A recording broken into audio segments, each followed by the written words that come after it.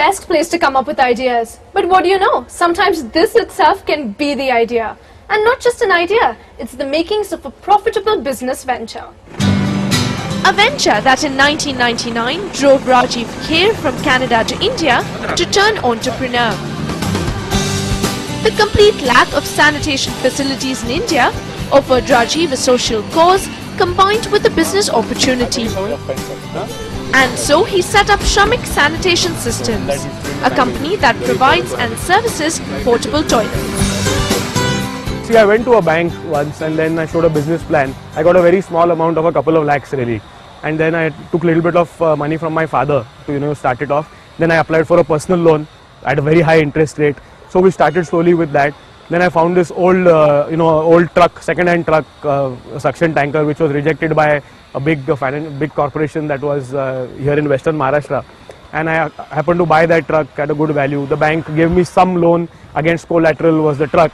So that's how I really started, really small. Plus these German people whom I used to import the toilets from earlier, they gave me a lot of time to pay them back because they believed in my idea. They believed in the concept that someday it's going to, there's going to be light at the end of the tunnel. So Rajiv, like you mentioned, this was a unique concept. It hadn't really been heard of in India before. So when you started off, how did you go about marketing the concept of portable toilets? Events were what we started with. So it was easier, a little bit easier to put toilets on event sites because you could convince them that look, there's so many people here, there's no toilet facility available. Subsequently, when we moved into construction industry, that's when the challenge really came by. And one of the construction companies here, I actually offered them toilets for free to begin with. And when they realized the benefits, after 15 days, okay, look, the free period is over now. So let's either fix up a price or I'll pick them up. So it's okay, let's fix up a price. And actually, that's how the pricing also came into being. It was just random. Random back then. But today, Shramik is the only national player in the business, leasing and maintaining portable toilets. It has 1,000 toilet units installed on long-term contracts at construction sites, railway stations and tourist hotspots. At 3,000 to 5,000 rupees a month per unit, these long-term contracts earn Shramik almost half its annual revenue of 12 crore rupees. But the real money spinners are events, where the company charges 1,500 to 2,000 rupees per toilet per day. And that helps keep the profit margins at a decent 20%. But that wasn't enough for the company. 3 years ago, it went from simply importing toilets to actually making them. And that, Shramik says, has helped it better control quality, costs and inventory. Shramik now has the ability to create 6,000 toilet unit interiors per year. But it manufactures just 3,000. While growth is good, its potentially biggest customer, the government, is not yet bringing in much money. Government contracts account for only 20% of the company's revenue.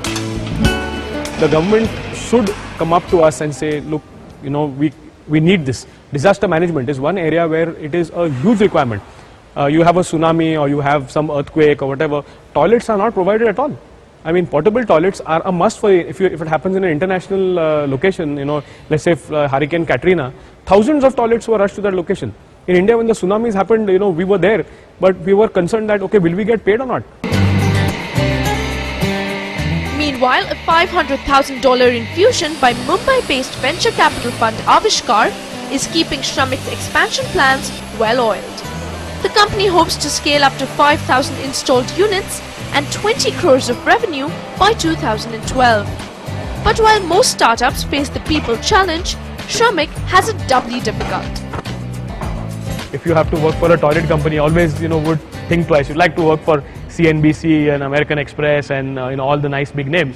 But when it comes to working for a sanitation company, you always would think twice because you would be branded as, oh, you're working for a toilet company. So how is the company really proposing to get around this talent problem? Has it become easier to hire people as the company has built its brand to a significant level now? There are people from tier 2 cities, tier 3 cities who are actually interested in this whole revolution, and they believe in my vision, they believe in my idea, and I have to market it to them that way. So that's how I actually get talent. So we have young people from business schools, I have people from the army, ex-defense personnel, and these are people who actually believe in this idea, and slowly but surely now we are getting good talent.